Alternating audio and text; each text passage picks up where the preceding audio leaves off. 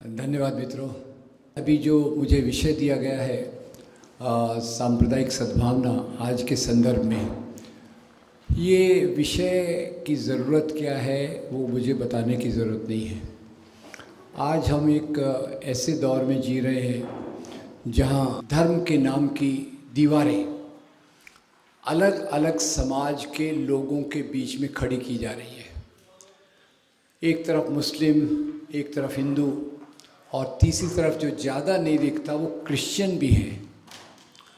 आपको सिर्फ लगता होगा कि प्रधानमंत्री हाउस पे कुछ क्रिश्चियन लीडर्स जाके खाना खा रहे हैं, नमस्ते नमस्ते कर रहे हैं, पर उसके पीछे भी जो उसी के साथ साथ दूर दराज गाँव में पेस्टर्स पर हमले भी हो रहे हैं। एक तरफ कुछ मुस्लिम लीडर्स शिया जो इसके नाम पर हैं, पसमानदा के नाम पर हैं, उनको साथ में जोड़ने की कोशिश की जा रही है, और दूसरी तरफ जो एवरेज मुसलमान हैं उसकी जो हालत है वो आप समझ सकते हैं।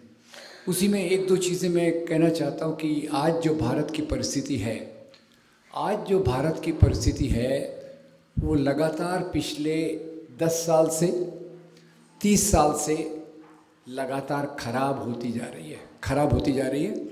और ये खराब होने की प्रक्रिया पहले से तेज हो रही है। पहले जैसे 1990 के दशक में एक आध घटना हुई तो बहुत पीड़ा होती थी और वो एक ऑकेजनल बात लगती थी, पर अभी तो आए दिन कुछ न कुछ होता रहता है। एक टीचर एक मुस्लिम बच्चे को बुलाकर खड़ा करती है और बाकी लड़कों को आके बोलती है इसको एक एक करके थप्पड़ मारो।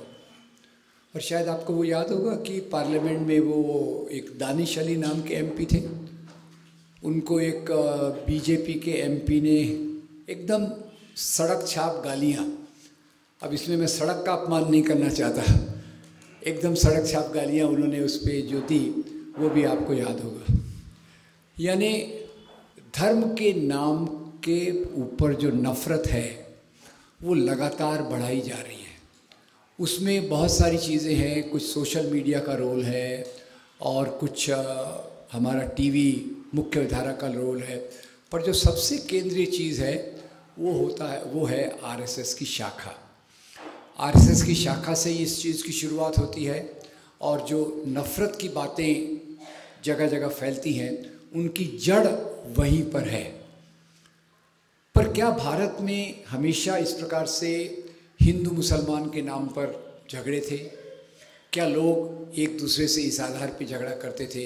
तो वो उसको मैं थोड़ा सा पहले बताने की कोशिश करूँगा, और वो पूरे ऐतिहासिक सबूतों के साथ जो अपने बहुत सारी चीज़ों की जगह वीडियोस के माध्यम से उपलब्ध हैं। तो अगर हम ज़्यादातर तो मध्ययुगीन काल जिसको गलती से कई लोग मुस्लिम पीरियड बोलते हैं, मध्ययुगीन काल को मुस्लिम पीरियड का वर्ड किसने दिया था वो भी आपको ज़रा याद रखना चाहिए। ये जो भारत के इतिहास का पीरियडाइजेशन ये अंग्रेज़ों ने, जेम्स मिल ने सबसे पहले किया था। प्राचीन हिंदू युग, मध्यकालीन मुस्लिम युग और आधुनिक ब्रिटिश युग।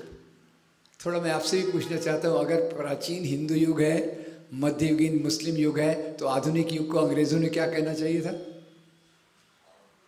क्रिश्चियन युग। पर वो खुद के लिए वो शब्द का इस्तेमाल नहीं करते, खुद के लिए आधुनिक ब्रिटिश युग इस प्रकार का इस्तेमाल करते। और हाँ, जरा मेरे सवालों से डरा मत कीजिए, कोई एग्ज़ाम थोड़ी है, कोई पास फेल नहीं है। आपके सवालों से जवाब से मुझे प्रेरणा ही मिलती है, अच्छा ही लगता है, ठीक है। एनीवे, तो ये जो पीरियडाइजेशन इस प्रकार से किया गया, उसके पीछे का मकसद भी आने के पहले ये बता दूं कि भारत एक ऐसा देश है जहाँ अलग अलग धर्म के लोग, अलग अलग नस्ल के लोग, अलग अलग जातियों के लोग, खैर नस्ल की थ्योरी आजकल रिजेक्ट हो गई है, नस्ल की थ्योरी को आजकल कोई मानता नहीं है, पर अलग अलग प्रकार के लोग यहाँ आते रहे। जैसे एक तरफ हिमालय है, वहाँ से कोई तो आ नहीं सकता, दो तरफ समुद्र है, वहाँ से भी जनरली कोई आ नहीं सकता। लोग आए, लोग समुद्रों पे बैठकर आए बाद में, जिसके माध्यम से यहाँ इस्लाम आया। पर ज़्यादातर जो आना जाना हुआ वो उत्तर पूर्व की तरफ से हुआ, सिंधु नदी के आसपास से हुआ। उसमें शाक आए, हूण आए, ग्रीक आए और बाद में मुसलमान राजा भी आए। तो एक तरफ से भारत में अलग अलग प्रकार के लोग आते रहे। पर क्या उसके पहले या एक ही प्रकार के लोग थे क्या? वो भी ज़रा हमको सोचने की ज़रूरत है। तो इसके लिए मैं आपके सामने रखना चाहता हूँ सम्राट अशोक को।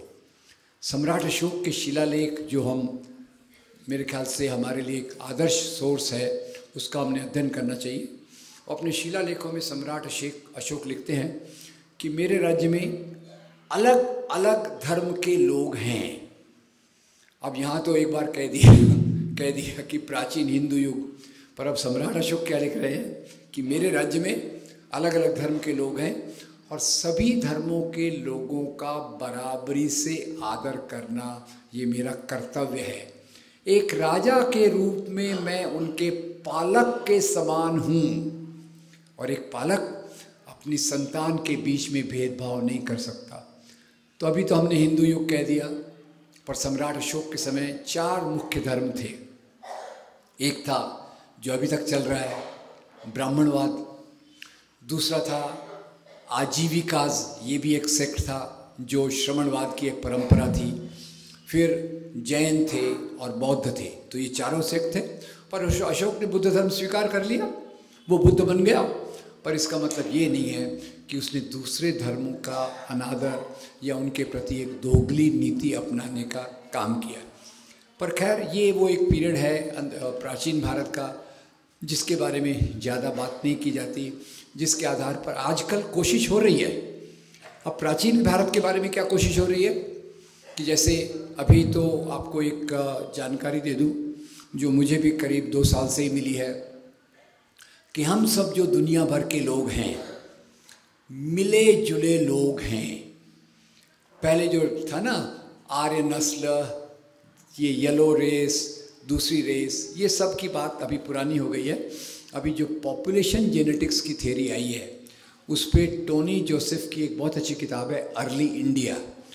उसमें बताते हैं कि मानव समाज की उत्पत्ति करीब 65,000 साल पहले, मानव समाज की उत्पत्ति 65,000 साल पहले दक्षिण अफ्रीका में हुई। और वहाँ से वो लोग आते रहे, दुनिया में जगह जगह वो फैलते रहे। तो इसलिए अलग अलग जो मैं कह रहा हूँ, शाक, हूण, ग्रीक, ये सब यहाँ आए क्योंकि टाइम बीइंग के लिए उनकी वो पहचान थी। पर क्या, खैर, राज्य सत्ता एक होती है और लोगों का जीवन दूसरा होता है। लोगों के जीवन में राजा लोग अपनी जैसे सत्ता के लिए राज करते हैं, लोग अपने जीवन में मिलजुल कर भी रहते हैं। और ये चीज़ को जो खराब तरीके से बताने की कोशिश की जाती है वो ज़्यादातर मध्ययुगीन काल में होती है। मध्ययुगीन काल में ऐसा बताने की कोशिश है कि एक तरफ हिंदू थे, दूसरी तरफ मुसलमान थे। पर जितना आप गहराई में जाके देखोगे तो अध्ययन करने से ये मिलेगा कि एक्चुअली भारत में वास्तव में हमारी जो परंपराएं हैं, संस्कृति का, सभ्यता का, साहित्य का, कला का, स्थापत्य कला का, ये सब आपसी मेल जोल से बना है। कुछ चीज़ें यहाँ विकसित हुई, कुछ चीज़ें बाहर से आई, और इसी मेल जोल के आधार पर भारत में एक ऐसी सभ्यता का विकास हुआ जो काफ़ी धनी है, जिसमें बहुलता है, जिसमें डाइवर्सिटी है और जो सबको साथ में लेकर चलती है। इसमें अगर कुछ सीधे साधा उदाहरण देते तो हम सरल बातों से शुरू करेंगे कि आजकल ये देशी विदेशी बहुत चलता रहता है। धर्म देशी विदेशी, ये तो खैर आपने सुना होगा ना कि एक बड़ी, सबसे बड़ी संस्था है, वो कुछ धर्मों को विदेशी मानती है। अब ये देश विदेश की कल्पना कब आई, ये भी थोड़ा सोचने की बात है। देश विदेश की कल्पना आदिम काल से नहीं थी। आदिम काल में जो कल्पना थी वो ट्राइब्स की थी, ट्राइब्स, कबीले, झुंड, और उसी के आधार पे आगे चले। देश विदेश की कल्पना तो मेरे ख्याल से आधुनिक मॉडर्न स्टेट की कल्पना केवल 300-400 साल पुरानी है। उसके पहले राजाशाही थी। अब राजाशाही में भी कोई उसका आधार धर्म नहीं था, और राजाशाही का आधार धर्म नहीं था। ये मैं 2 खास उदाहरणों से आपको बताऊंगा, उसके बाद दूसरी चीज़ों पर आऊँगा कि हमारे आम जीवन में भी कैसे मेल जोल होता रहा है। अब ये राजाशाही, उसके बारे में तो आज पहले मैं क्लियर कर दूं कि कई राजाओं को हम महान कहते हैं कुछ खास गुणों के लिए, पर मोटे तौर पे राजाशाही का गुणगान करना गलत है। राजाशाही एक ऐसी व्यवस्था है जो अधिनायकत्व, एक पर्सन की डिक्टेटरशिप, एक व्यक्ति का वर्चस्व, जो कानून बनाता है, राज्य चलाता है, कानून को लागू करता है, सुप्रीम। कई लोग आज डिक्टेटर बनने की कोशिश कर रहे हैं उसी रास्ते पर। तो राजाशाही से हमको उस प्रकार से कोई लगाव नहीं होना चाहिए। पर यह बात भी है कि कुछ राजाओं ने बहुत अच्छे सिद्धांतों का अपने जीवन में विकास किया। उसमें मैंने एक तो सम्राट अशोक का बताया, दूसरा इसी प्रकार से अगर हम देखें तो राजा कोई धर्म के आधार पे राज्य नहीं करते थे। ये बात को मैं फिर से दोहराना चाहता हूँ, राजा लोग धर्म के आधार पे राज्य नहीं करते थे। उसमें बहुत सारे उदाहरण दे सकते हैं, खास तौर से 2 उदाहरण मैं दूंगा। एक तो उदाहरण है ये अभी हल्दी घाटी के मैदान का, आपने सुना होगा। राजस्थान में बीच में एक बार कुछ राजनीतिक पार्टियों का नाम मजबूरी से लेना पड़ेगा, तो उसके लिए मुझे माफ़ कीजिएगा। किसी मैं एक पार्टी के लिए यहाँ नहीं आया हूँ, मैं केवल संविधान के आधार पर चलने का तय किया हुआ है मैंने। पर कुछ पार्टियों का नाम जो पूरी तौर से संविधान के विरोध में है, उनकी बात करने में मुझे कोई हिचक नहीं है। तो क्या हुआ, पिछली बार एक बार राजस्थान में भारतीय जनता पार्टी की सरकार आई, तो भारतीय जनता पार्टी के जो एजुकेशन मिनिस्टर थे, उन्होंने कहा ये क्या है हमारी किताबों में, हल्दी घाटी के मैदान में अकबर राणा प्रताप हार गए, अकबर जीत गए। तब कैसे मंजूर होगा, हिंदुत्व की राजनीति को कि हिंदू राजा हार रहे। इसलिए आज वो नया निर्देश दे रहे कि इतिहास की किताबों में केवल ऐसी घटनाएं रखो जो हमारी विजय को बताती हैं। अब हमारी कौन, आई डोंट नो, क्योंकि उस समय हमारे में तो सब आते हैं। तो ये विजय की बात भी थी, ये भी कोई धर्म के आधार पे नहीं थी। इसलिए मैं 2 खास राजाओं को देखूंगा, 2 खास लड़ाइयों को बताऊंगा और मेल जोल की बातों को इनसे निकालने की कोशिश करूंगा। बात कर रहा था हल्दी घाटी के मैदान की।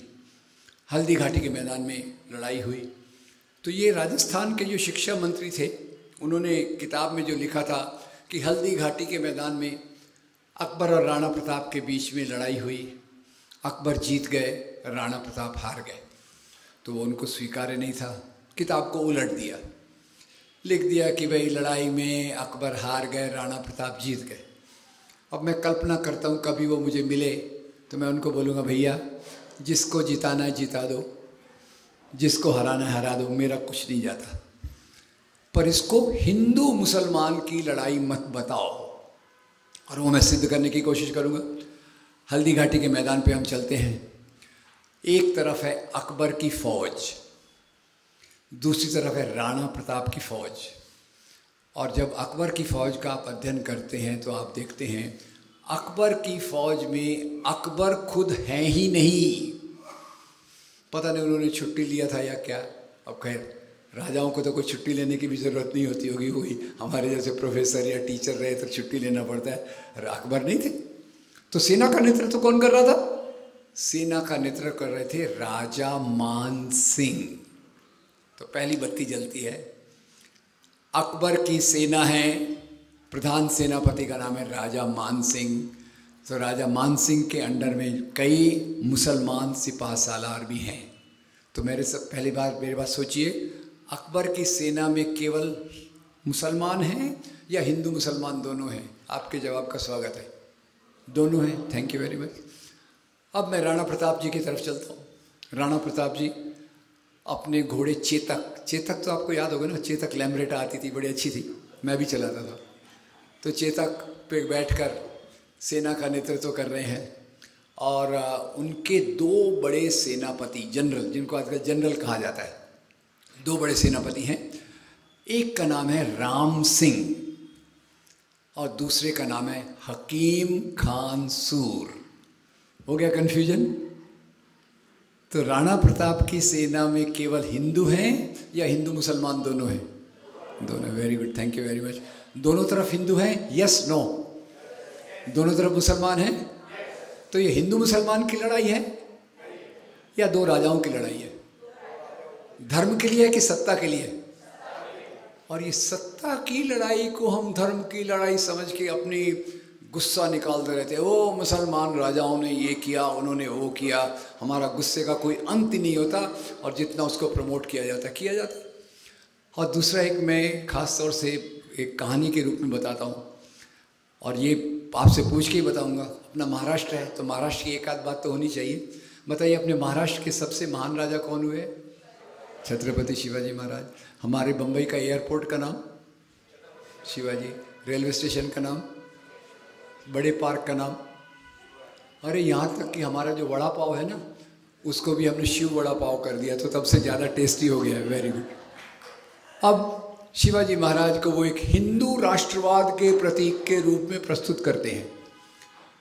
तो शिवाजी के पिता राजा नहीं थे, ख्याल कीजिएगा, शिवाजी के पिता राजा नहीं थे। शिवाजी के दादा मालोजी राव भोसले, उनकी संतान नहीं थी।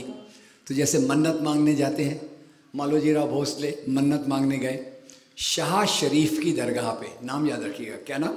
शाह शरीफ। उनको दो बेटे हुए, एक का नाम रखा शाहजी, दूसरे का नाम शरीफ जी। अब ये शाहजी के दो बेटे, शाहजी के बेटे छत्रपति शिवाजी महाराज। अब शिवाजी महाराज के जब अपना राज्य बना रहे थे, तो ये भी याद रखिए शिवाजी महाराज की पहली लड़ाई जो उन्होंने संपत्ति प्राप्त करने के लिए की, वो किसके साथ थी? किसी मुसलमान राजा के साथ या हिंदू राजा के साथ? उनकी पहली लड़ाई हुई थी चंद्रराव मोरे। नो हिंदू नो मुस्लिम, राजा राजा राजा। चंद्रराव मोरे से लड़ाई की, संपत्ति प्राप्त की, सेना का विस्तार किया, बड़े राजा बनते गए। वो बड़े राजा बन रहे तो दो लोगों को तकलीफ हो रही। एक तकलीफ हो रही ये नीचे के आदिल शाह को, उधर तकलीफ हो रही औरंगज़ेब को। उनको तकलीफ क्यों हो रही? अगर शिवाजी का साम्राज्य बढ़ेगा तो हमारा लगान का आना कम हो जाएगा। कोई हिंदू मुसलमान का सवाल नहीं था। तो आदिल शाह ने अपने जनरल को भेजा अफजल खान।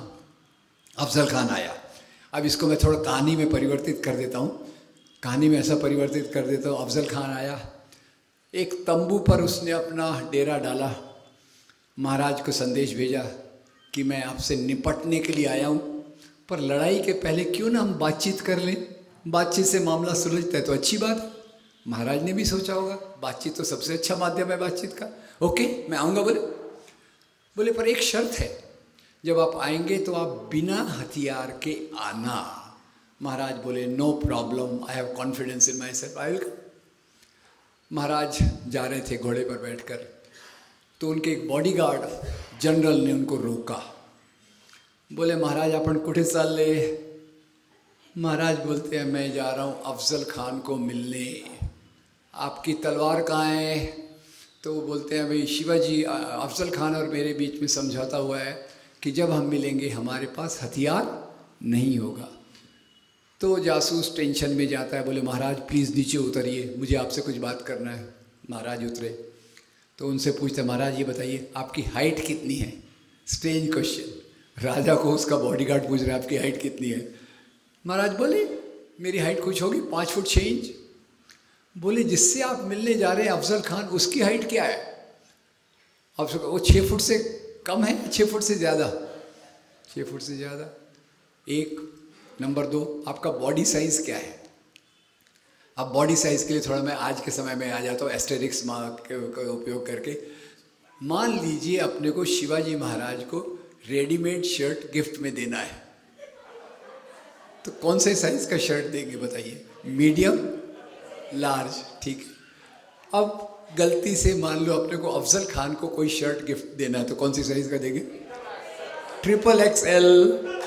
तो बोले आप मीडियम वाले वो XXX वाला, आप 5 फुट 6 इंच वाले वो 6 फुट से ऊपर, अगर वो बिना हथियार के भी आपका गला दबाता है तो आपका मर्डर कर सकता है।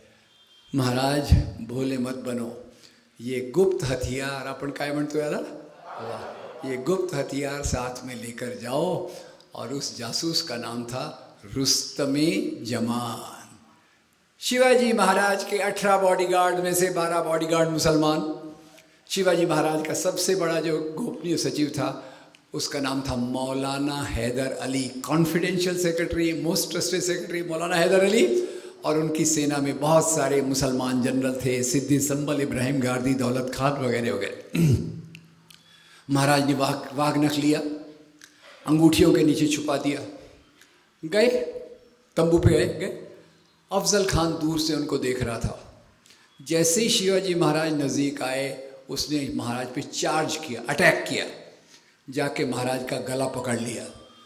जैसे ही उसने गला पकड़ा, महाराज ने अपना वाघ नख निकाला, अफजल खान के पेट में डाल दिया। अफजल खान चारों खाने चित गिर गया।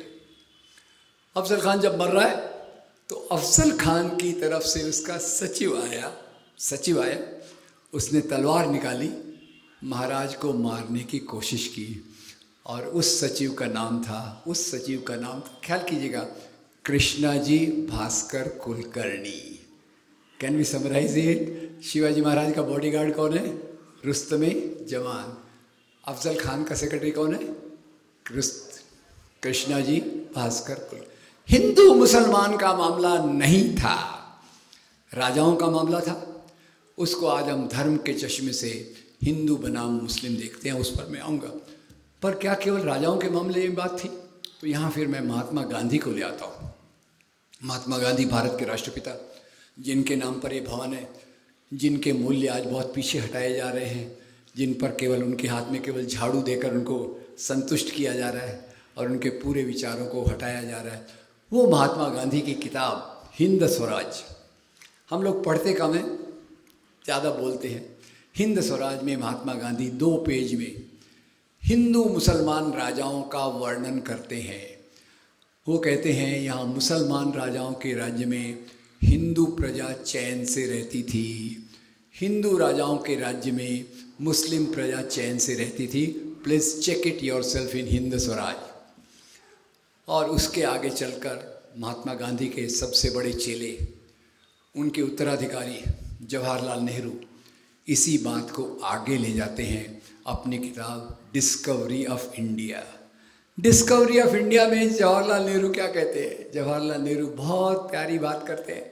गंगा जमनी तहजीब की तो बात करते हैं, गंगा जमनी तहजीब पे मैं थोड़ी देर में आता हूँ। गंगा जमनी तहजीब की बात तो करते हैं, पर ये कहते हैं भारत एक ऐसी स्लेट है जिस पर एक के बाद एक नई सभ्यता की परतें आती रही। New layers of culture and civilisations kept coming. और उन्होंने पुरानी परतों को डिस्टर्ब नहीं किया, पुरानी परतों को मजबूत किया और पुरानी परतों से सीखा, और पुरानी परतों ने इनको रिजेक्ट नहीं किया, इनको स्वीकार करके आगे चले। खैर, नेहरू जी ये जब लिख रहे थे उस समय शायद इटली की इतनी मजाक नहीं उड़ाई जाती थी जितनी आज उड़ाई जाती है, पर इटली की मजाक को मैं उल्टा कर रहा हूँ। अपना पिज़्ज़ा होता है ना, पिज़्ज़ा भी अपना है क्योंकि आई एन्जॉय इट। पिज़्ज़ा भी क्या होता है? एक बेसिक लेयर है, उस पर दूसरा लेयर आता है, तीसरा लेयर आता है, चौथा लेयर आता है, और जेब में अगर पैसे ज़्यादा रहते तो अपन 5वां लेयर भी डलवा देते हैं। पर जो एक लेयर है वो दूसरे से क्लैश नहीं करता, वो उसको सप्लीमेंट करता है। और भारत की सभ्यता यही चीज़ थी जो एक दूसरे को सप्लीमेंट करके पहले से ज़्यादा मजबूत होती गई।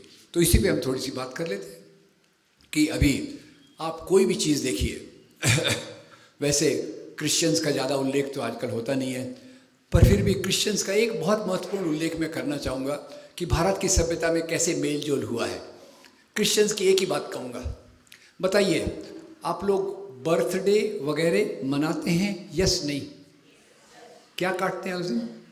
केक काटते हैं। अब कोई आपको बोलेगा केक तो विदेश से आई है, ये देश की नहीं है, केक काटना बंद करो, तो आप क्या करेंगे? आपका जानिए, मैं तो केक काटता रहूँगा, केक मुझे अच्छी लगती है, अगर शक्कर नहीं रही तो और भी अच्छी लगती है। ठीक है, अब ये केक हो गई। अब दूसरी एक सरल चीज़ है कि अभी बीच में आपने सुना होगा कि शहरों के नाम बदले जा रहे थे, शहरों के नाम बदले जा रहे, अभी भी सिलसिला चालू है। अपने औरंगाबाद, अभी तुषार भाई बोल रहे थे औरंगाबाद जा रहे थे, मैंने कहा चलो इनके मुंह से औरंगाबाद निकला, संभाजी नगर नहीं बोला इन्होंने, औरंगाबाद। फिर वो उत्तर प्रदेश में बहुत सारे शहर हैं ना, मुगल सराय जंक्शन, फिर फैज़ाबाद, ये वो बदल रहे। तो एक हमारे और ये थे क्या, एक पत्रकार काफ़ी परेशान हो गए और वो भारत के महानतम इतिहासकारों में से एक इरफान हबीब से इंटरव्यू लेने गए। इरफान हबीब से उन्होंने पूछा, सर ये शहरों के नाम को क्यों बदला जा रहा है? तो Irfan Habib very rational scientific historian बोलते हैं, देखो भाई कि भारत की सभ्यता मिली जुली सभ्यता है, इसमें हिंदू और मुसलमानों का सबसे बड़ा योगदान है, और ये जो सरकार है जो आपने अगली बार बदलना चाहिए, मेरी उम्मीद है, ये जो सरकार है ये इसमें से जो मुस्लिम कंपोनेंट को निकालना चाहती है, इसमें जो भी मुस्लिम कंपोनेंट है निकालना चाहिए। औरंगाबाद औरंगजेब का नाम है, निकाल दो। बोले उनको करना तो करो, पर उन्होंने फिर एक काम करना चाहिए। अपने जो गृह मंत्री है ना, जिसको कुछ लोग चाणक्य भी बोलते हैं, क्या नाम है, बोले फिर शाह नाम क्यों नहीं बदलती? शाह नाम भी ईरान से आया था, शाह, शहनशाह, बादशाह वगैरह वगैरह, ये भी ईरान से आया था, ये भी बदल देना चाहिए। खैर यही बात है। और फिर आगे खाने पीने की तो क्या बात करें, अब मुगलई डिशेस कितनी मुगलई हैं मुझे नहीं पता, पर ऐसी बहुत सारी चीज़ें भारत के खाने पीने में हैं जो मेल जोल से बनी हैं। बाहर की अच्छी चीज़ें यहाँ आई, हमने उन्हें स्वीकार किया, हमारी अच्छी चीज़ें बाहर गई, बाहर के लोगों में आज भी प्रचलित है। इसीलिए हमारे वेदों में एक वाक्य है, आनो भद्रा क्रत्वो यंतु विश्वत, let the noble thoughts, let the noble things come to me from all the universe, I will accept it. अब उसको प्रैक्टिकल ट्रांसलेशन कैसे किया जाए?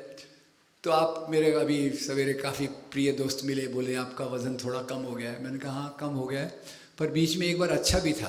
बोले कब अच्छा था आपका वज़न? बोले बीच में क्या हुआ, एक पारिवारिक कारणों से मुझे हैदराबाद रहना पड़ गया 1 साल के लिए। हैदराबाद 1 साल था, वज़न बढ़ गया। क्यों बढ़ा भाई? वहाँ क्या खाया? बिरयानी तो खाया। फिर मैंने सवाल भी पूछा, बिरयानी तो आई कहाँ से?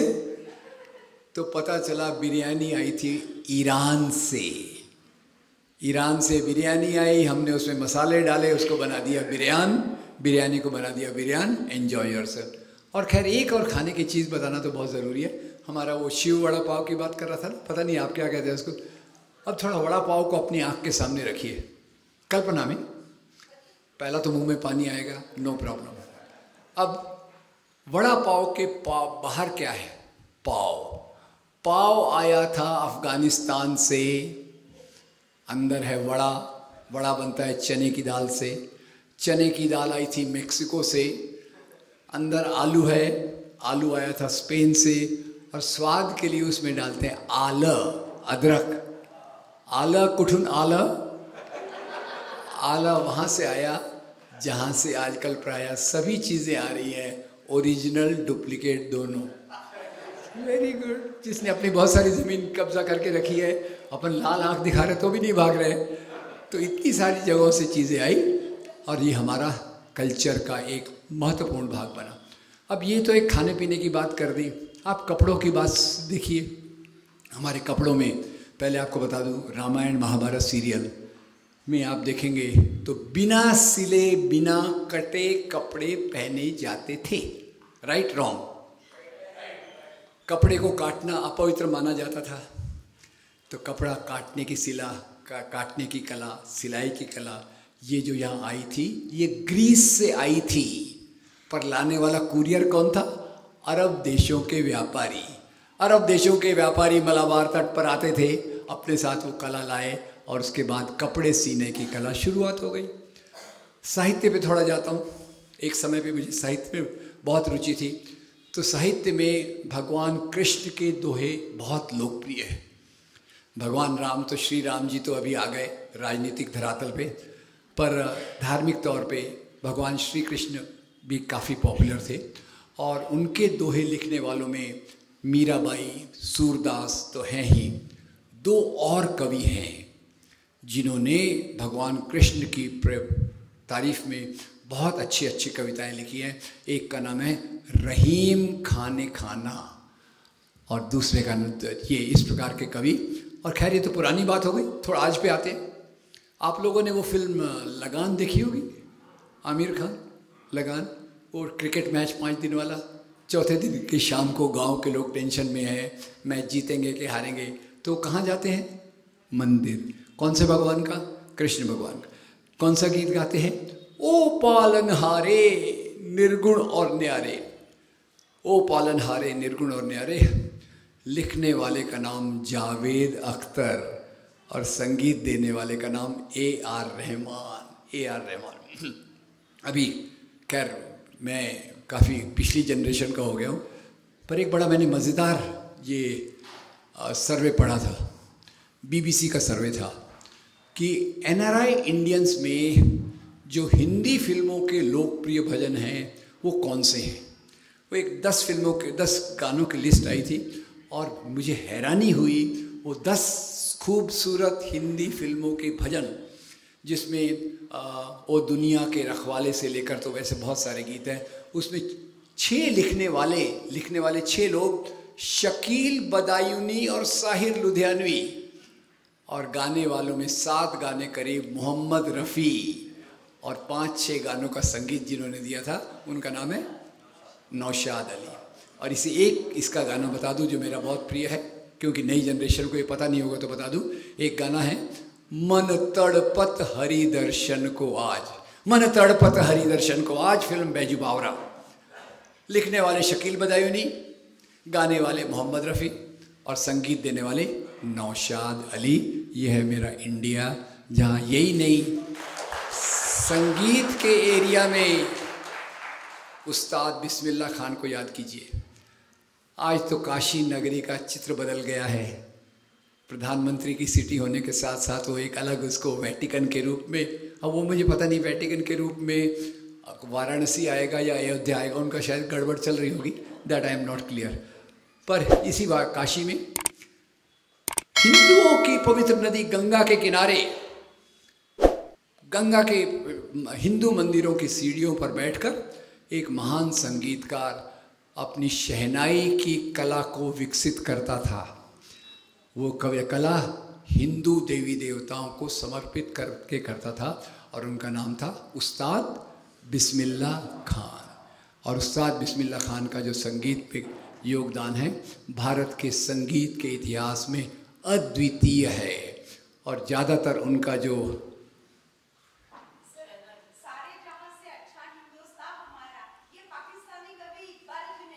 जी वेरी गुड, चलिए थैंक यू वेरी मच। बहुत अच्छी बात बताई हमारी नौजवान दोस्त ने। तो खैर मैं ऐसी बातें बता रहा हूँ कि इनको पहचानना मुश्किल है कि हिंदू ने लिखा या मुसलमान ने लिखा। वास्तव में ये सब इंडियंस ने लिखा, भारतीयों ने लिखा, जो यहाँ की सभ्यता में मिले जुले। अब एक तरफ ये बात है, अब दूसरी तरफ आज धर्म के नाम पर खून की नदियाँ बहाई जा रही हैं। धर्म के नाम पर एक समय वो था जब धर्म के नैतिक मूल्यों का आधार लेकर भक्ति संतों ने, सूफी संतों ने हिंदू और मुसलमानों के बीच की दोस्ती को मजबूत किया। अभी अभी मुझे बहुत दुख होता है कि निज़ामुद्दीन औलिया जैसे संतों को बदनाम करने की कोशिश की जा रही है।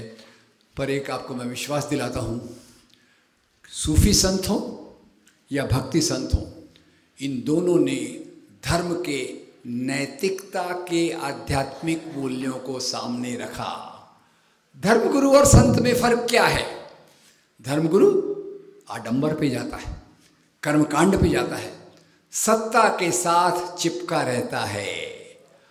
और जो संत होता है वो आज वाले वो संत नहीं जो व्यापार करते या फिर जेल के अंदर है, वो तो आपको पता होगा, वो संतों की बात नहीं कर रहा। कबीर, तुकाराम, नामदेव, नरसिंह मेहता, निज़ामुद्दीन औलिया, ये सब जो संत हैं इन्होंने इंसानियत को सामने रखा। इसलिए उनके मानने वालों में हिंदू भी हैं, मुसलमान भी हैं। मैंने एक बार पढ़ा था ये अजमेर की दरगाह, ख्वाजा गरीब नवाज़ की दरगाह, एक ही साल में 2 व्यक्तियों को वहाँ आना पड़ के मुझे बड़ी हैरानी हुई। एक तो पाकिस्तान से, उस समय जेल में नहीं थे वो थे नवाज शरीफ। वो पाकिस्तान से आए थे और अपने बम्बई के फिल्म वर्ल्ड से अजय देवगन अपनी पत्नी के साथ वहाँ गए थे। एक ही साल की बात है, ये मेरे दिमाग में लिखी गई। तो ये भक्ति संत की दरगाह अपने यहाँ वारकरी परंपरा है। वारकरी परंपरा को मानने वालों में हिंदू भी हैं, मुसलमान भी हैं। क्योंकि संत लोगों को मैं थोड़ा अंडरलाइन कर देता हूँ। संत लोग हमेशा धर्म के आध्यात्मिक नैतिक पहलू पे काम करते थे और उसी को अपने महाराष्ट्र के महान शिक्षक साने गुरुजी ने अपने एक वाक्य में कहा, खरा तो जगाला। एक तरफ धर्म की ये कल्पना है जो प्रेम से जोड़ती है और दूसरी तरफ धर्म के नाम पे नफरत फैलाने की राजनीति। तो इतनी सब जो मैंने मेल जोल की बातें कही, धर्म से लेके साहित्य से लेके बाकी चीज़ों में, उसमें आज इतनी दरार कैसे आ गई? इतनी दरार कैसे आ गई उसके लिए थोड़े समय में इतना बताने की कोशिश करूँगा कि अंग्रेज़ों के आने के बाद धर्म को राजाओं से जोड़ दिया गया। धर्म को राजाओं से कैसे जोड़ा गया, अब उसकी भी एक कहानी है। अंग्रेज़ कॉलोनियल पावर्स जहाँ भी जाते थे वो ढूंढते थे किस प्रकार से लोगों में फूट डालो और राज करो की नीति लगाई जाए। और ख़ास तौर से जेम्स मिल ने 1818 में ही अपनी किताब हिस्ट्री ऑफ इंडिया में इस बात की नींव रखी। इसको ज़्यादा मजबूती से लगाया गया 1857 की क्रांति के बाद। 1857 आप सबको याद होगा। चिंगारी किसने लगाई थी शुरुआत? मंगल पांडे। नेतृत्व किसने किया था? बहादुर शाह जफर। बहादुर शाह जफर के साथ कौन थे? तात्या साहब टोपे, नाना साहब पेशवा, झांसी की। हिंदू मुसलमान मिलकर अंग्रेज़ों के खिलाफ लड़े, अंग्रेज़ों की सत्ता डगमगा गई। तो उन्होंने कहा अगर हमको यहाँ राज्य करना है तो कौन सी नीति लगाना पड़ेगा? फूट डालो और राज करो। तो उन्होंने इलियट एंड डॉसन नाम के 2 इतिहासकारों को उस समय 25,000 ऑफर किए कि आप एक ऐसा इतिहास लिखाओ जिससे हमें राज करने में सहूलियत होगी। तो उन्होंने राजाओं को धर्म के आधार पे, ये मुसलमान राजा उसने मंदिर तोड़े, ज़बरदस्ती धर्मांतरण किया, ये हिंदू राजा उसने मुसलमानों पे अत्याचार किए। अब हिंदू राजाओं के खिलाफ जो बात है वो तो पाकिस्तान में प्रचलित है। और पाकिस्तान में आपको बताऊं कि ये जो राजा के आधार पे नफ़रत फैलाने की बात है, पाकिस्तान में यहाँ अगर यहाँ 100 में से 90 है तो पाकिस्तान में 100 में से 100 है। और जो रास्ता पाकिस्तान अख्तियार कर रहा है, हम भी उसी डिस्ट्रक्शन के सेल्फ एनाहिलेशन के रास्ते पर जा रहे हैं। क्योंकि जो इस प्रकार की नफ़रत फैलाते हैं उससे केवल देश की बर्बादी ही होती है। खैर, उन्होंने ये राजनीति लगाई, फूट डालो और राज करो। जगह जगह उन्होंने इन बातों को किया। और उनकी बातों को आगे कौन ले गया? एक तरफ तो नेहरू, गांधी, आज़ादी के आंदोलन वाले लोग थे, सुभाष चंद्र बोस, सरदार पटेल, भगत सिंह, जिन्होंने यहाँ के लोगों को एक रूप में देखा और उन्होंने धर्म के आधार पर भेदभाव नहीं किया। और ये बात कैसे मैं बता रहा हूँ, ये बात उनके संगठनों के नाम में प्रतिरक्षित होती है। अब आपको लगता है कि शेक्सपियर तो हमको सिखा के गए हैं, नाम में क्या रखा है? नाम में कुछ नहीं रखा, पर संगठनों के नाम में उनका एजेंडा रखा होता है। इसलिए आप जरा ख्याल कीजिए, ये जो 5 नाम मैं बोल रहा हूँ उनके संगठन के नाम क्या थे? सुभाष चंद्र बोस, आज़ाद हिंद फौज, फॉरवर्ड ब्लॉक बाद में बनाया उन्होंने। सरदार Bhagat Singh, Shaheed Azam Bhagat Singh, Hindustan socialist republican association, Bhimrao Baba Saheb Ambedkar, republican party of India. उनके तो बहुत सारे, मैं नाम नहीं ले सकता, independent labour party, scheduled caste federation वगैरह। फिर गांधी, भारतीय राष्ट्रीय कांग्रेस, मौलाना आज़ाद, भारतीय राष्ट्रीय कांग्रेस, जवाहरलाल नेहरू, भारतीय राष्ट्रीय कांग्रेस, सरदार पटेल, भारतीय राष्ट्रीय कांग्रेस। नाम, अब इधर के नाम लेता हूँ। इधर के नाम में सबसे पहला नाम तो आता है मोहम्मद अली जिन्ना। पार्टी का नाम क्या है? मुस्लिम लीग। अरे आपको बताऊं कि मोहम्मद अली जिन्ना बिल्कुल एक परफेक्ट ब्रिटिश जेंटलमैन थे। उनके कपड़े, उनके खाने पीने का तरीका, शाम को थोड़ा सा सोशल ड्रिंकिंग और पोर्क खाना, नो प्रॉब्लम, होना भी क्यों चाहिए, नो प्रॉब्लम। वो मुस्लिम लीग की बात करते हैं। और अपने अभी निरंजन टकले जी की किताब आने वाली है, उसका स्वागत कीजिएगा। विनायक दामोदर सावरकर क्या कहते हैं कि भाई गाय तो एक उपयोगी जानवर है, तो फिर खाने में क्या प्रॉब्लम है? प्रॉब्लम है, आजकल डरना पड़ता है, क्योंकि अभी वो किसी ने बोल दिया भगवान राम मांसाहारी थे, तो प्रॉब्लम हो गया। पर उस समय मांसाहार था कि नहीं? आपको क्या लगता है? सीता माता ने भगवान राम को क्या मार के लाने को बोला था? हिरण मार के लाने को बोला था। आज के कानून में वो बैठता नहीं है, पर उसके कानून में चलता था। कल ही मैं अध्ययन करता था, वेदों में 250 जानवरों का उल्लेख है। वेदों में 250 जानवरों का उल्लेख है, और उसमें 50 जानवर ऐसे बताए गए हैं जिनको खाया जा सकता है। खैर, तो ये एक तरफ की बात हो गई। तो इधर के जो मैं बात कर रहा था, मोहम्मद अली जिन्ना, मुस्लिम लीग और सावरकर, इनके जो टकले जी की किताब का हम इंतज़ार कर रहे हैं, उनकी पार्टी कौन सी पार्टी जो इनकी? हिंदू महासभा। मुस्लिम लीग ने मुस्लिम राष्ट्र की बात की, हिंदू महासभा ने कौन से राष्ट्र की बात की? हिंदू राष्ट्र की बात की। और इसी हिंदू राष्ट्र की बात को लेके एक संगठन बना 1925 में, जो पहले हाफ पैंट पहनता था, आजकल फुल पैंट पहनता। कौन सा? आरएस, हिंदू राष्ट्र। तो यहाँ देखिए, इधर जो संगठन हैं, जो भी धर्म के नाम अपना संगठन के इसमें रखते हैं, उनका एजेंडा होता है पूर्व आधुनिक, pre democratic, pre industrial society के जमींदारी मूल्यों को नए रूप में रखना। इसलिए आजकल जेएनयू के बड़े बड़े प्रोफेसर्स और इनके जो बड़े विचारक कहते हैं, ये संविधान क्या है? भारतीय राष्ट्र में तो हमारी संस्कृति बहुत महान है, हमारे सांस्कृतिक मूल्य संविधान के मूल्यों से ऊपर है। क्या मतलब है उनका? क्या लाना चाहिए संस्कृति के से? उनका क्या मतलब है? वेदों में पुरुष सूक्त, वर्ण व्यवस्था, जाति व्यवस्था, मनुस्मृति में जाति व्यवस्था, उन मूल्यों को वो नए तरीके से लाने की कोशिश कर रहे हैं। और आज हमारी जो कोशिश यही है कि हम संविधान के मूल्यों की केवल बात न करें, संविधान के मूल्यों को बचाने के लिए जो भी कुछ हो सकता है वो करने की कोशिश करें। तो जो एजेंडा इन लोगों ने रखा, 5-6 लोगों का मैंने नाम लिया, ऐसे 50 लोग और हो सकते हैं। उनमें मौलाना आज़ाद को भी आप गिन सकते हैं, सुभाष चंद्र बोस को तो गिनना ही चाहिए, मेरे ख्याल से सेक्युलरिज्म में वो सबसे आगे थे।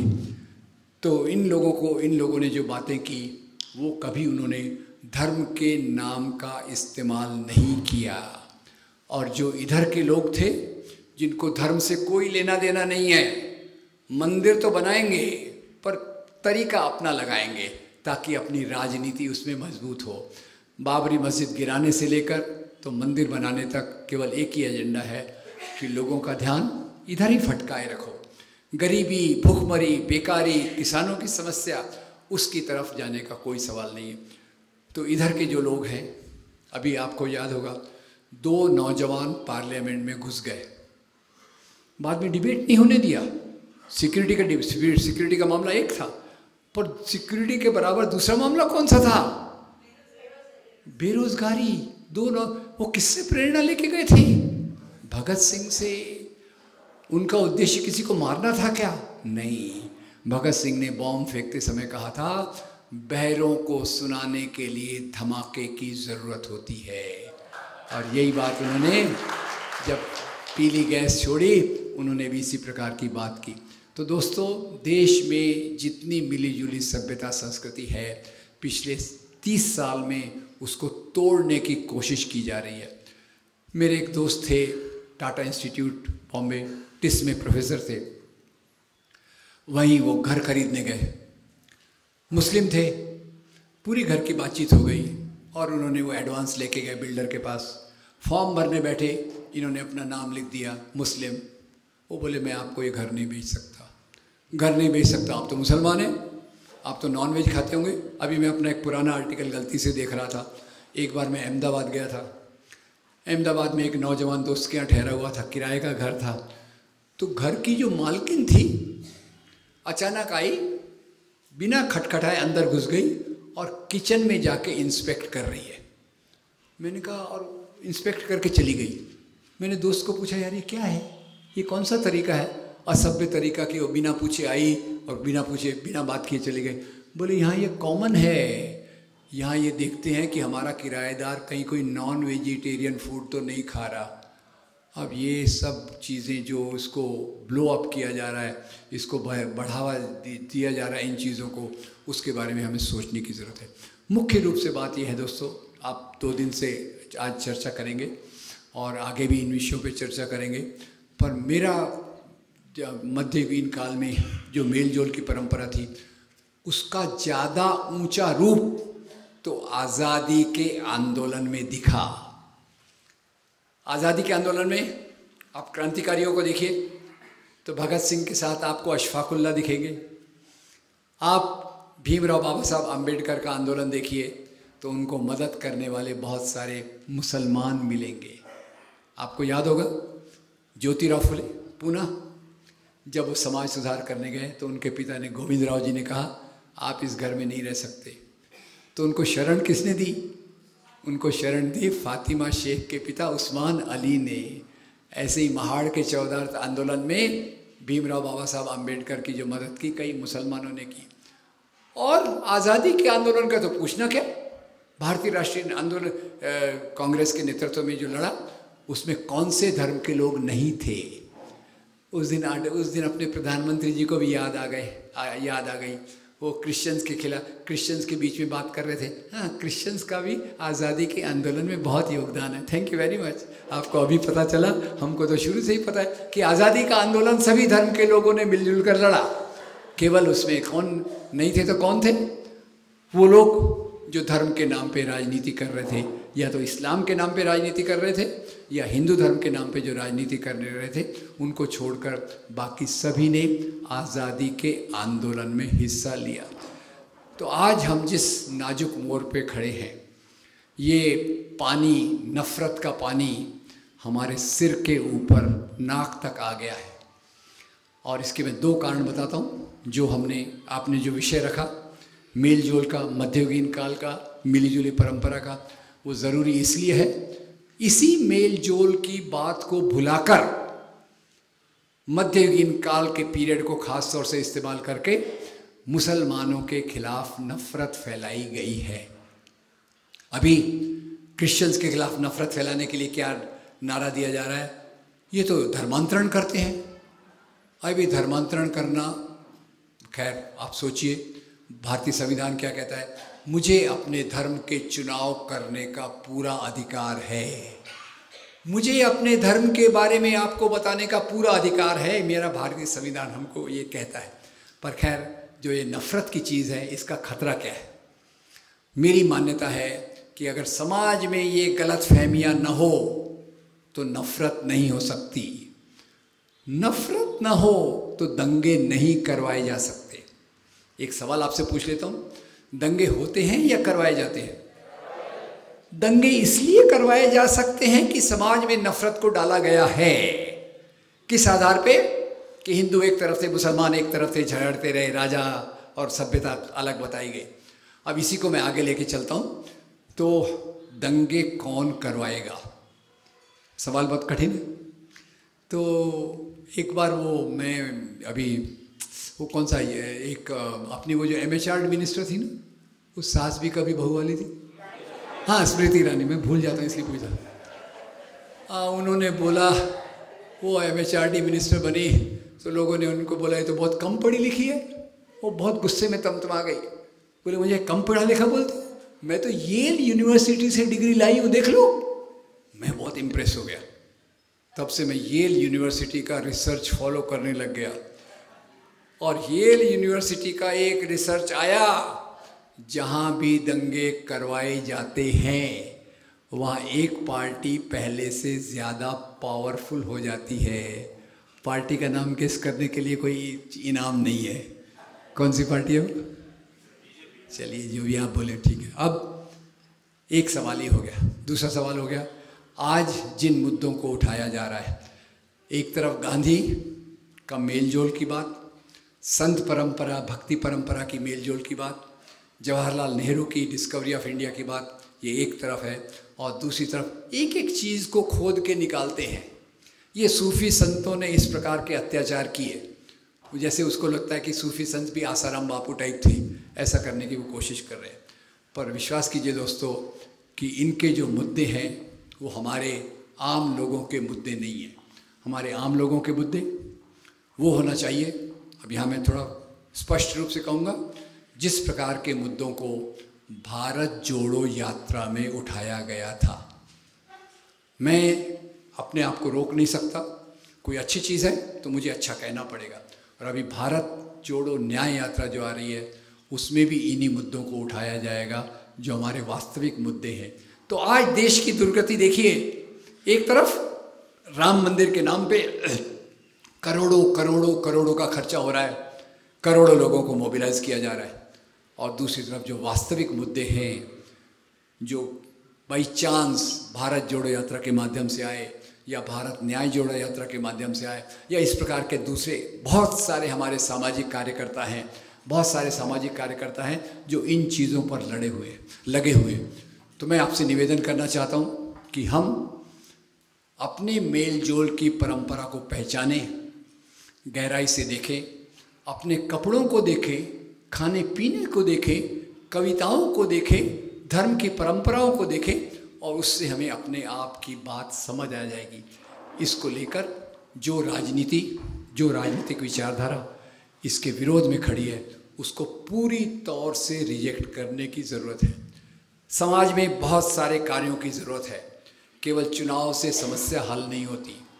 मेरी समझ ये है कि सामाजिक चेतना को बदलना सबसे महत्वपूर्ण काम है, और ये विचारवेद जैसे सम्मेलन इसी प्रकार की चीज़ों को आगे ले चलते हैं। इसलिए मैं विचारवेद जैसे सम्मेलनों को बहुत सारी शुभकामनाएं देते हुए ये अपील करना चाहूँगा कि हम इन मुद्दों के आधार पर, प्रेम सद्भावना के आधार पर समाज में ऐसे कार्यक्रम लाएं कि जिससे नफ़रत की बातें दूर हों और प्रेम मोहब्बत सद्भावना की बातें मजबूत हो।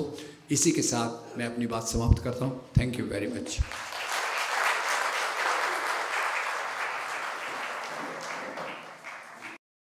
What effort should used to take to improve Hindu and Muslim relations? जी, बहुत अच्छा सवाल है। मैं हिंदी में ही जवाब दूँ या इंग्लिश में दूँ? हेलो, हिंदी इंग्लिश मराठी में बोलत नहीं जास्त म्हणून मराठी नहीं। अच्छा देखिए, हिंदू मुस्लिम का नहीं है, हिंदू मुस्लिम का मामला तो है ही, हिंदू क्रिश्चियन का भी मामला है।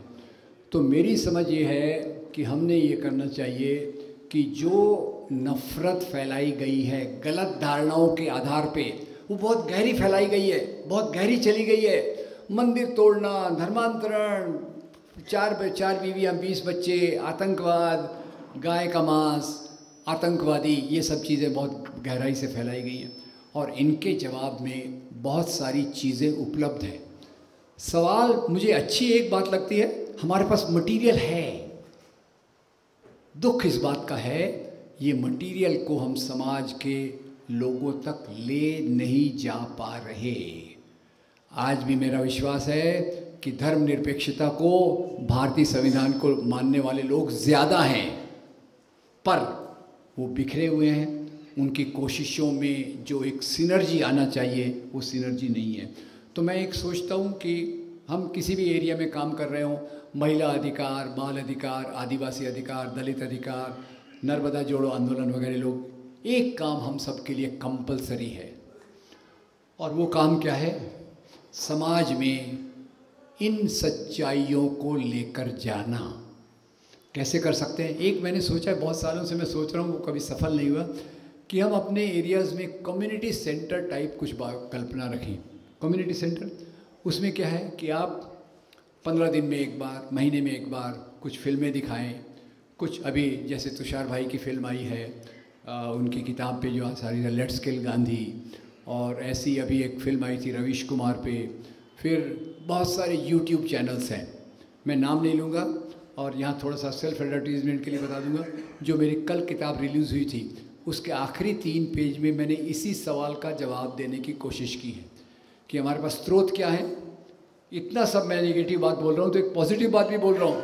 हमारे पास मटेरियल बहुत है, मटेरियल को ले जाने के लिए आंदोलन की ज़रूरत है, संगठन की ज़रूरत है, और ये हम सब की जिम्मेदारी है। ये कोई एक व्यक्ति की जिम्मेदारी नहीं है कि कम्युनिटी तक तुषार भाई की फिल्म कैसे पहुँचे, कम्युनिटी तक वो सब वीडियोस कैसे पहुँचे जो सद्भावना का संदेश देते हैं और गलत बातों को डिकन्स्ट्रक्ट करते हैं, तोड़ते हैं। मुसलमान राजाओं ने मंदिर तोड़े, उसके खिलाफ में अच्छे अच्छे वीडियोज़ है। ज़बरदस्ती धर्मांतरण हुआ, अच्छे अच्छे वीडियोज़ हैं। अभी आज का तो लेटेस्ट ये हो रहा है, नेहरू के खिलाफ बहुत प्रोपोगेंडा, गांधी के खिलाफ बहुत प्रोपोगेंडा। तो इसके लिए ख़ास तौर से हम सब ने काम किया है, पर सबसे ज़्यादा काम मुझे जिसका दिखा है वो एक और व्यक्ति हैं, उनका नाम आप ज़रूर याद रखिएगा, the credible history, Ashok Kumar Pandey. उनके वीडियोस को मिस मत कीजिएगा, you must watch his videos. उसमें सब यही चीज़ें, ये मेरे ख्याल से यहाँ आपने बुलाया भी था उनको, आपका वेरी गुड, मैं बहुत आभारी हूँ इस बात के लिए। और ऐसी चीज़ें जो उपलब्ध हैं, अब संदीप जी आपको यही, संदीप और इसी के बहाने सभी दोस्तों से निवेदन है कि हम ये कैसा नेटवर्क बना सकते हैं कि ये चीज़ें हर बस्ती में, हर गली में पहुँचे। शाखा हर गली में लगती है, झंडा बंधन होता है, नमस्ते सदा वत्सले हर जगह होता है, पर हम लोग साल में एक बार मिल गए तो बहुत खुशी होती है कि प्रोग्राम बहुत अच्छा हुआ। दैट इज़ नॉट सफिशिएंट, उससे समाज बदलेगा नहीं। 2024 के चुनाव में तो काम करना ज़रूरी है, पर एक लॉन्ग टर्म, लंबी लड़ाई, वैचारिक आंदोलन की ज़रूरत है। उसके बगैर समाज बदल नहीं सकता। Thank you.